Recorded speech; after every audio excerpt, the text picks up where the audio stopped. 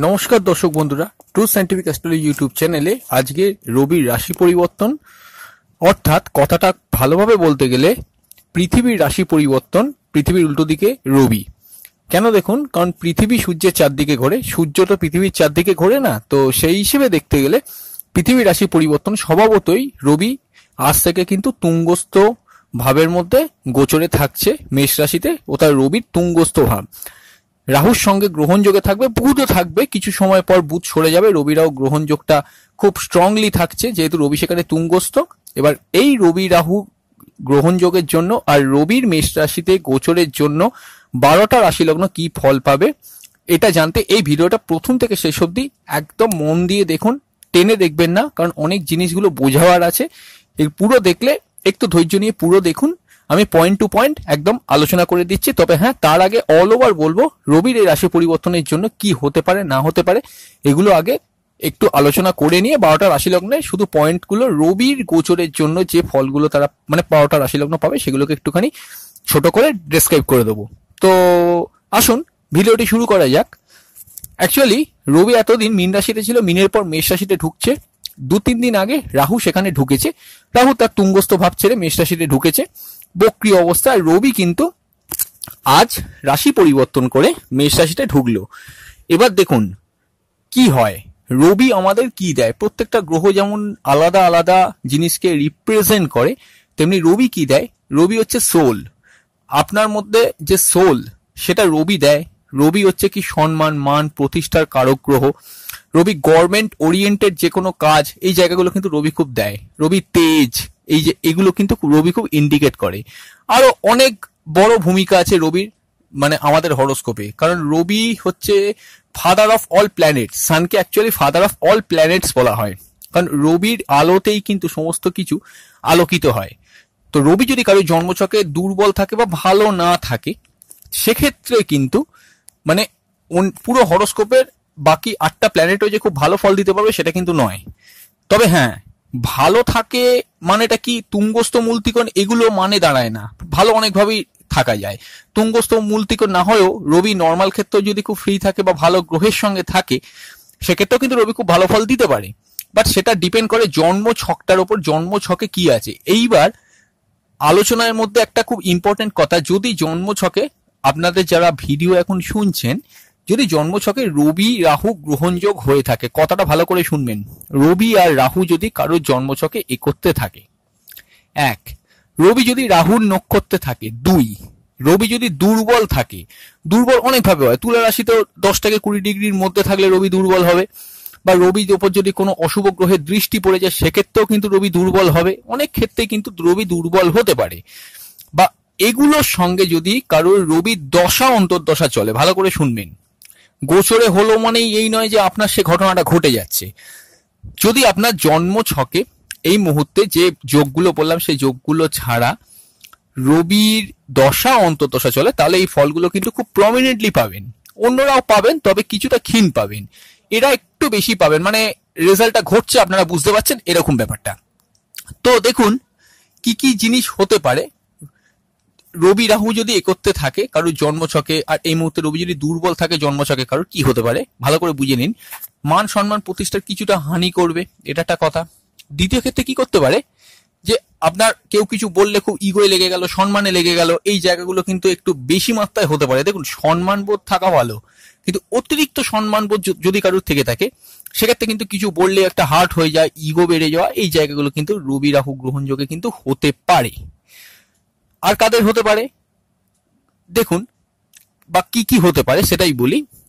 Government oriented কোনো কাজে কিছুটা বাধা থাকতে পারে, সরকারি চাকরির প্রিপারেশন যারা নিচ্ছেন সে প্রিপারেশনের ক্ষেত্রে কিছুটা অমনোযোগিতা, বাধা, এইগুলো কিন্তু একটু ছকের মধ্যে দেখতে পাওয়া যাচ্ছে।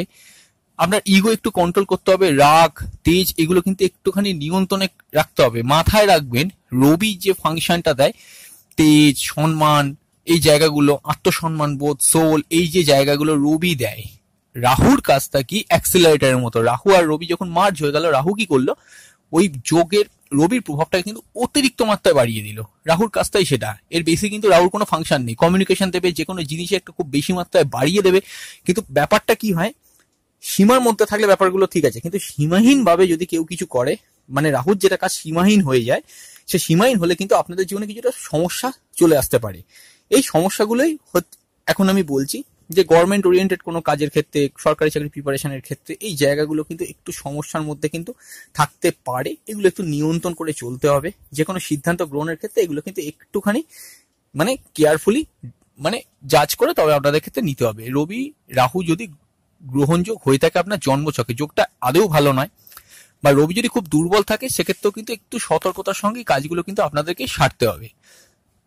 আচ্ছা, ট্রু সায়েন্টিফিক অ্যাস্ট্রোলজি ইউটিউব চ্যানেলে আপনাদের প্রত্যেককে ওয়েলকাম। আপনারা শুনছেন আজ রবির গোচর 14 এপ্রিল রবির গোচর মেষ রাশিতে 12টা রাশি লগ্নের ফলাফল।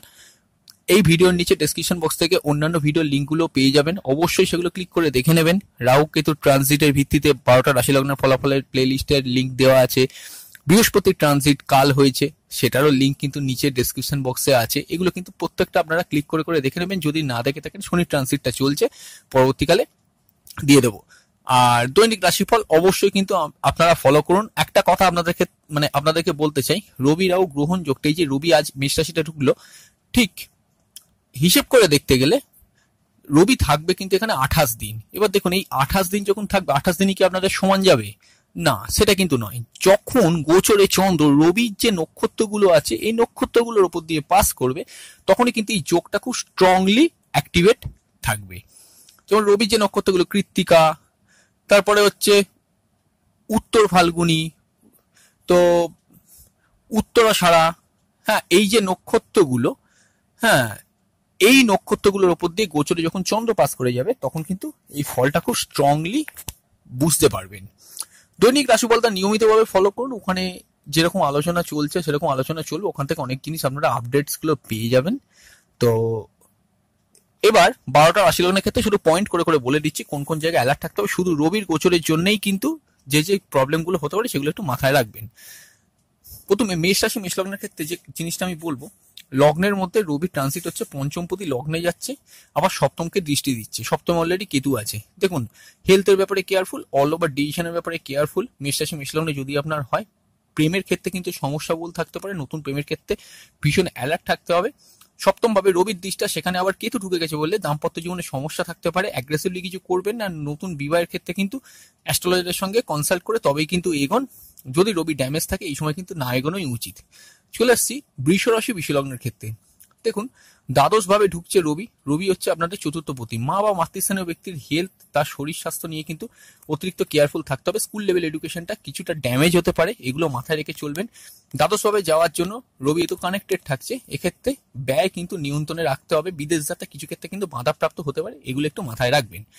মিথুন রাশি মিথুন লগ্নের ক্ষেত্রে যে ফলটা পাওয়া যাচ্ছে, তৃতীয়পতি একাদশে যাচ্ছে, আবার একাদশ থেকে সেখানে পঞ্চমে দৃষ্টি দিচ্ছে। দেখুন, আপনাদের ক্ষেত্রে আমি একটা কথা বলবো, পঞ্চম অলরেডি কেতু ঢুকে গেছে, তৃতীয়পতি একাদশে আছে। দেখুন, আকস্মিক কোনো কমিউনিকেশন আসতে পারে, কিন্তু যেহেতু বাট মনে রাখবেন রবি রাহু কানেকশন, তৃতীয় একাদশের মধ্যে রাহু সেখানে কানেকশন, আকস্মিক কিন্তু ফলস কমিউনিকেশন কিছু আসতে পারে। আপনি হয়তো মনে করলেন সে কানেকশন থেকে আপনি প্রফিটেবল হবেন, আলটিমেট কিন্তু কিছুই হলো না।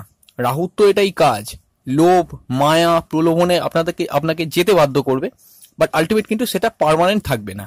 এটা কিন্তু মাথায় রেখে একটুখানি চিন্তা ভাবনা করে করবেন। আরো একটা কথা তার সঙ্গে আমি বলতে চাই, রবি কিন্তু পঞ্চমে দৃষ্টি দিচ্ছে, পঞ্চমে অলরেডি কেতু বসে আছে। নতুন প্রেমের ক্ষেত্রে কিন্তু ভীষণ অ্যালার্ট থাকবেন।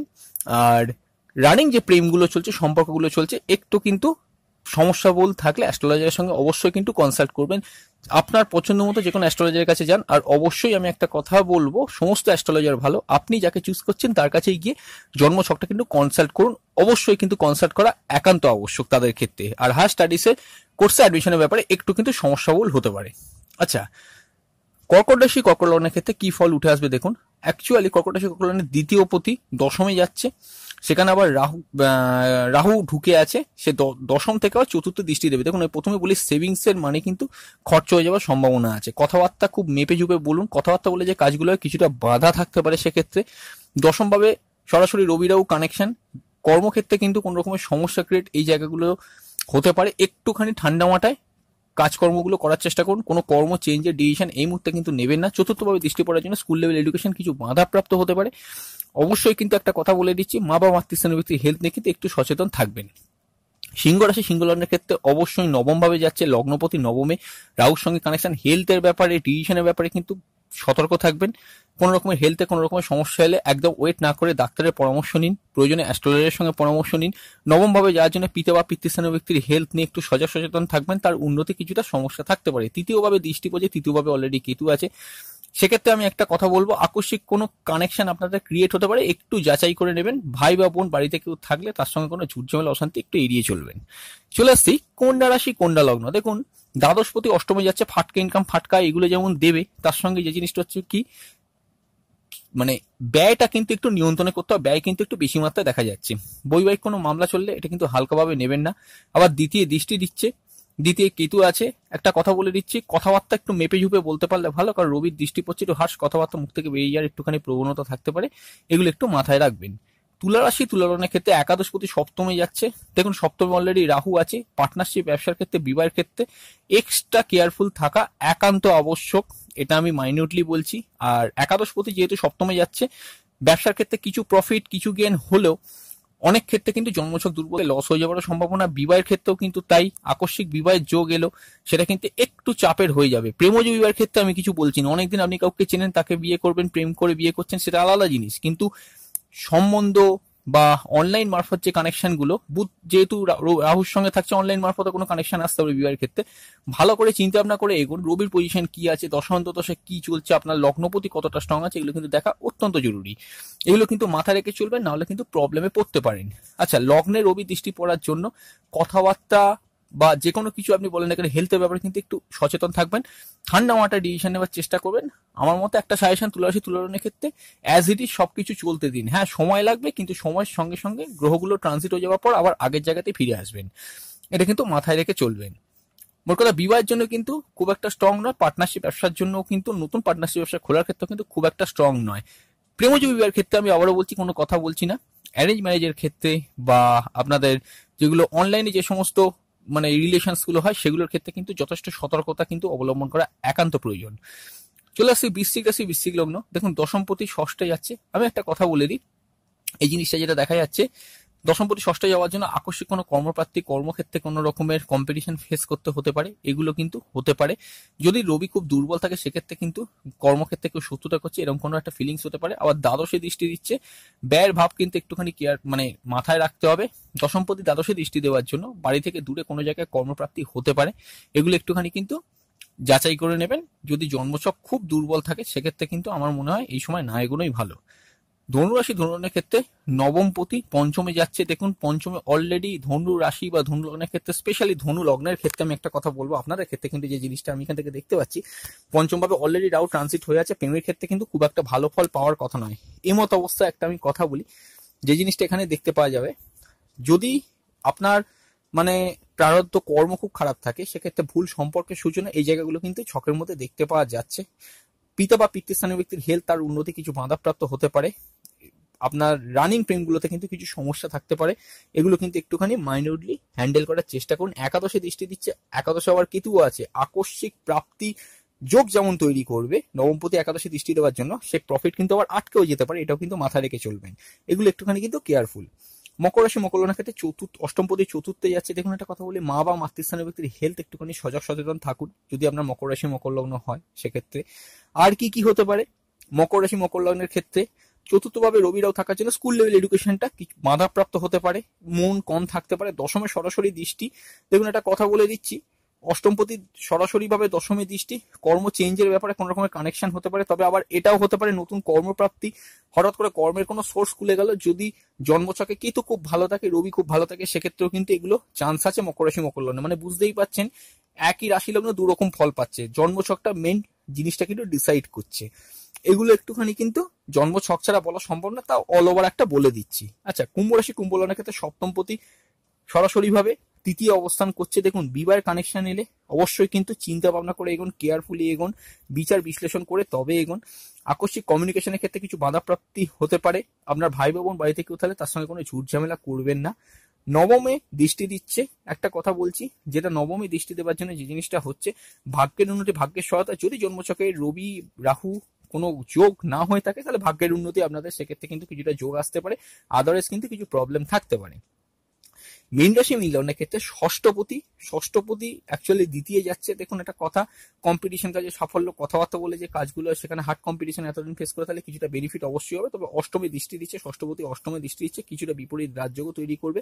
সেক্ষেত্রে কিন্তু ফাটকা ইনকাম, ফাটকা প্রাপ্তি, এই জায়গাগুলো কিন্তু মীন রাশি মীন লগ্নের ক্ষেত্রে হতে পারে। তবে হ্যাঁ, দ্বিতীয়ভাবে দৃষ্টি থাকার জন্য একটা কথা বলবো, কথাবার্তা খুব কন্ট্রোল করে বলুন। সেভিংস এর মানে কিন্তু আকস্মিকভাবে খরচা হয়ে যাওয়ার সম্ভাবনা, ভুল খাতে কিন্তু ইনভেস্ট করবেন না। তো এই হচ্ছে 12টা রাশি লগ্নের রেসপেক্টে রবির রাশি পরিবর্তন 28 দিনের জন্য কি ফল পাবে মোটামুটি একটা ছোট করে বলে দিলাম, পয়েন্ট টু পয়েন্টই আলোচনা করলাম, শর্ট ভিডিওই বলতে পারেন। তো আলোচনা যেরকম চলতে থাকবে, আপনারা আমাদের সঙ্গে যুক্ত থাকুন। বন্ধুরা এই পর্যন্তই, আবার ফিরে আসছি খুব তাড়াতাড়ি নতুন এক ভিডিও নিয়ে। ততক্ষণ ভালো থাকুন, সুস্থ থাকুন, অবশ্যই দেখতে থাকুন truth scientific astrology YouTube channel. নমস্কার।